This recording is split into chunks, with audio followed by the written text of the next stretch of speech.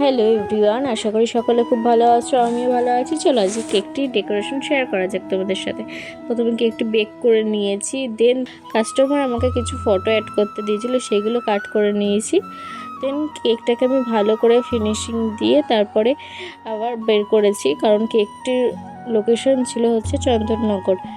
তোমরা যারা চাইছো দূর থেকে অর্ডার করতে পারো, কিন্তু তোমাদের যদি পসিবল হয় গুপ্তিপাড়া থেকে এসে নিয়ে যাওয়া তবেই করো, কারণ আমি ডেলিভারি করি না।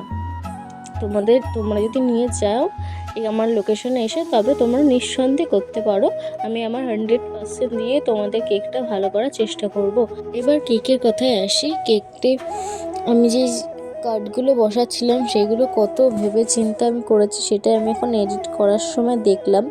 দেন বাটারফ্লাইগুলো আমি বসাচ্ছি, মানে কোথায় ভালো হবে, একটু উপরে না নিচে, সেগুলো একদম ভেবে চিনতে একদম মানে কত যে আমি ভাবছি আমি নিজেও জানি না, আমি এখন এডিট করার সময় দেখছি।